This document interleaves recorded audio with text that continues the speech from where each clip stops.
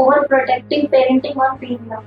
Teenage లో ఉన్న అమ్మాయి అబ్బాయి ఆకర్షించుకోవడం, ప్రేమలో ఉండడం అనేది ఇప్పుడున్న సమాజం లోపల చాలా నార్మల్ గా జరిగిపోయింది. మీరు ఏ స్కూల్ కి వెళ్ళినా సరే, ఏ ఇంటర్మీడియట్ కాలేజ్కి వెళ్ళినా సరే, అక్కడ ఉన్న కాలేజ్ లెక్చరర్స్, ప్రిన్సిపల్స్ అందరూ కూడా ఇదే విషయాల గురించి మాట్లాడుతున్నారు. సో ఇలాంటి టీనేజ్ లవ్ లో ఉన్న పిల్లలకి పేరెంటింగ్ ఎట్లా ఉండాలి? ముందుగా పేరెంట్ కి చైల్డ్ కి మధ్య ఒక మంచి ట్రస్ట్ వర్ది రిలేషన్షిప్ ని ఎస్టాబ్లిష్ చేయాలి. రెగ్యులర్ గా వాళ్ళతో మాట్లాడడం, వాళ్ళ జీవితంలో జరిగే సంఘటనలు కానివ్వండి, వాళ్ళ ఆఫీస్ లో జరిగే విషయాల గురించి తల్లిదండ్రులు కనీసం రోజు ఒక హాఫ్ అన్ అవర్ 1 అవర్ మీరు ఆఫీస్ నుంచి వచ్చిన తర్వాత, పిల్లలు స్కూల్ నుంచి వచ్చిన తర్వాత కూర్చొని మాట్లాడుకోవడం, ఒక హెల్దీ ఎన్వైరన్మెంట్ లో కూడా హెల్దీ సంభాషణ జరగడం, వాళ్ళ స్కూల్లో జరిగిన సంఘటనలు, వాళ్ళ ఫ్రెండ్స్ గురించి, పిల్లలకు సంబంధించిన గొడవలు, పోట్లాట్లు కూడా వాళ్ళు మాట్లాడుకోవడం చాలా ఇంపార్టెంట్. ఎప్పుడైతే పిల్లలు చెప్పిన విషయాలు తల్లిదండ్రులు వినడం మొదలు పెడతారో, పిల్లలు they start believing that they are the most valuable people in parents life. So అట్లాంటి పిల్లలు మేము విలువైన వాళ్ళము మా తల్లిదండ్రుల జీవితాల్లో అనే భావన ఎప్పుడైతే తల్లిదండ్రులు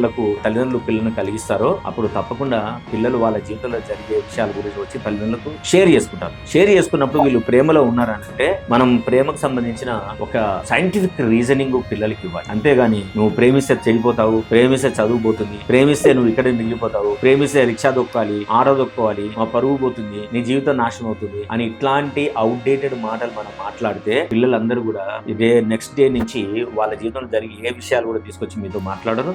అమ్మ నాన్నలు అవుట్డేట్ అయిపోయినారు.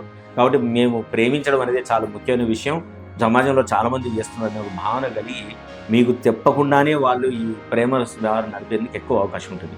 మీ యొక్క కన్సర్న్ పిల్లల జీవితాన్ని బాగు చేయడమే కాబట్టి, బాగు చేయాలి అని అంటే ఒక స్వేచ్ఛాయుతమైన వాతావరణంలో పిల్లల మనసులో ఉన్న మాటల్ని తల్లిదండ్రులు షేర్ చేసుకునే వాతావరణం ఎప్పుడైతే మనం కలిగిస్తామో, అప్పుడు తప్పకుండా పిల్లలు వాళ్ళ జీవితంలో జరిగి ఎలాంటి మార్పున వచ్చి తల్లిదండ్రులతో మాట్లాడతారు. అప్పుడు మీరు ఒక రేషనల్ ప్లాట్ఫామ్ మీద ఉండి వాళ్ళకి సరైన గైడెన్స్ ఇస్తే, అటు చదువు, ఇటు మీ కుటుంబము, వాళ్ళ జీవితం అన్నీ కూడా చక్కగా ఎదిగి బెటర్ పర్సనల్గా ఎదగడానికి అవకాశం ఉంటుంది.